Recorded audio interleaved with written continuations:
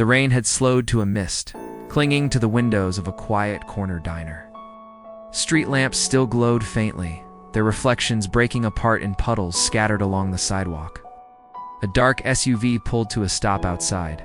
The driver's door opened, and a man stepped out in a charcoal overcoat, the edge of a polished wristwatch catching the light. He moved with purpose, yet carefully. He opened the rear door and leaned inside. In his arms, he lifted a young girl with practiced ease.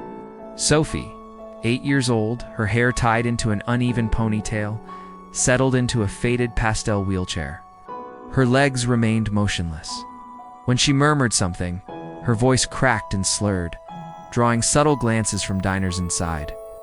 A woman sighed. A couple traded a look and whispered. Matthew guided her chair toward the entrance, one hand steady on the handle, the other holding an umbrella. Ah! The bell above the door gave a soft ring as they entered.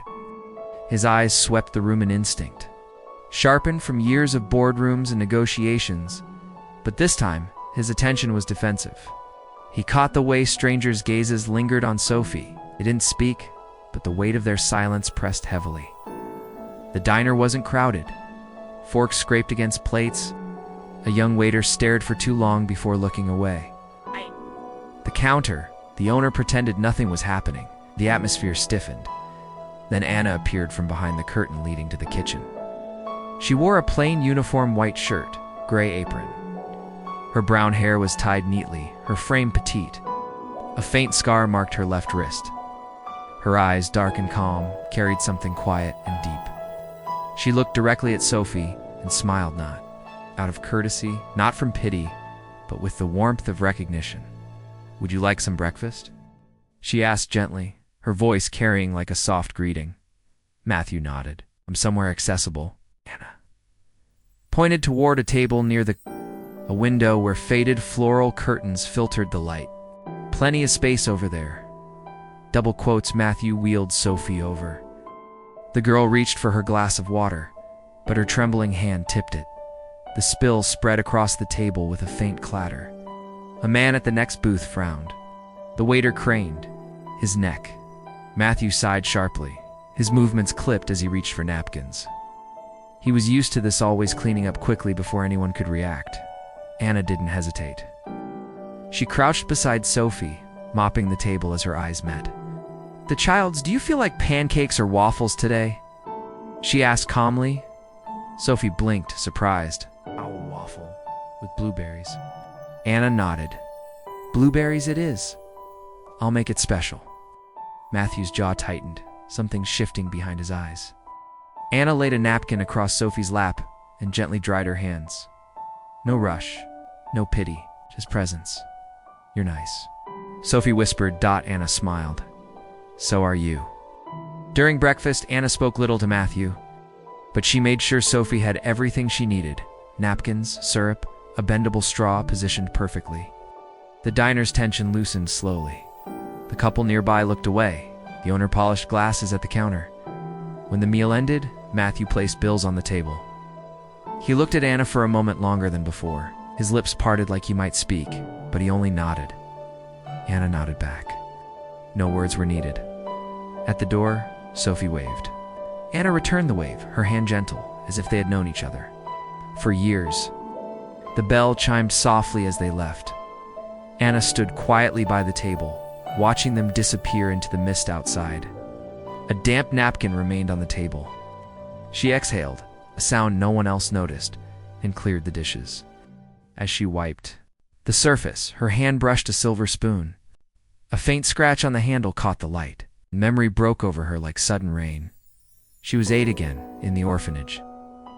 Breakfast was watery porridge and stale bread. Each child had one spoon. Lose it, and it wasn't replaced. Anna's spoon was different silver, with a faint rose engraved on the handle. Scratched, imperfect, but hers. She washed it carefully and hid it under her pillow. One day, she gave it to Timmy, a younger boy, after older kids stole his food. He clutched it briefly until it was taken from him too. Never saw it again. Was punished for the trouble. Forced to scrub the kitchen floor until her hands blistered. She scratched her wrist, then not out of harm, but from gripping her shame too tightly. She never cried. No one noticed. From then on, she had no spoon. But she learned something else. Even if she couldn't keep things for herself, she could still make others feel cared for. Now, holding the spoon from Sophie's table, she studied it before setting it down with care. The memory lingered. That night, after closing, she placed the spoon in a small box behind the counter. Not sentimentality, just a reminder of why she stayed. Her small apartment was tidy. On the table sat an old photograph from the orphanage. 10 children, one looking away from the camera her. She brewed tea, whispered into the quiet. I never learned to love myself. But I did learn how to love someone else. The next morning, the SUV returned. Sophie wore a yellow sweater dotted with daisies. When she saw Anna, she grinned. Anna greeted her with a nod, subtle but enough to brighten the girl's face.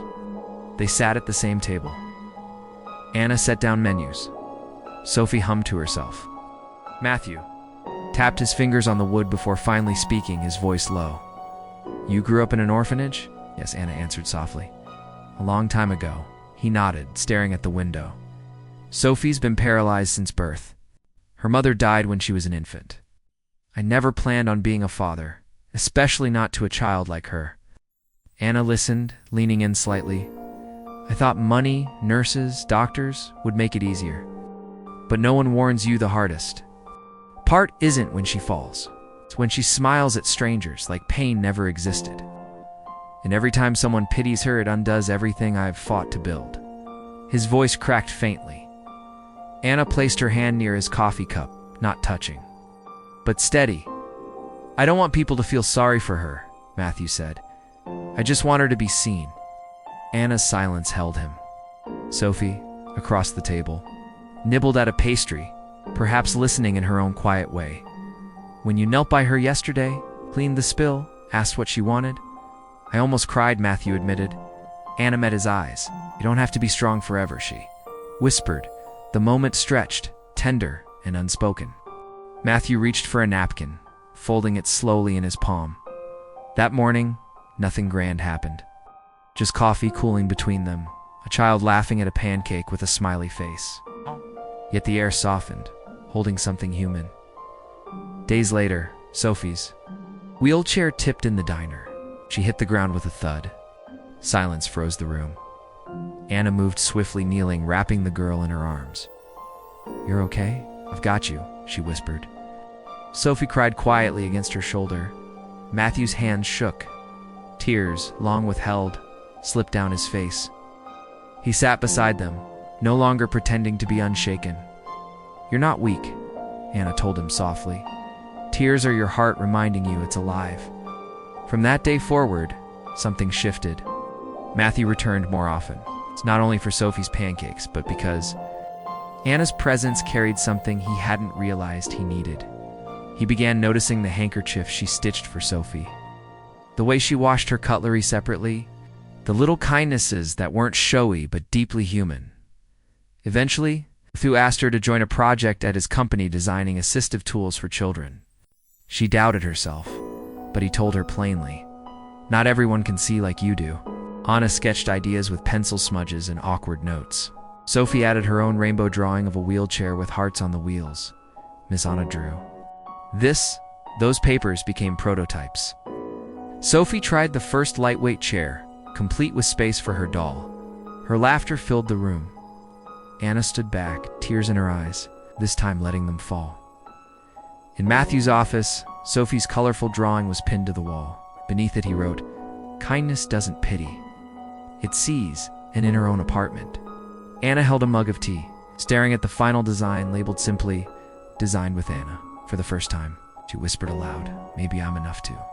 Because sometimes, the smallest acts, kneeling to wipe a spill, asking a child what they want for breakfast, are the ones that change everything. If you believe kindness is not pity but the courage to truly see another person, share this story. Because sometimes a single moment of recognition is all it takes to change a life.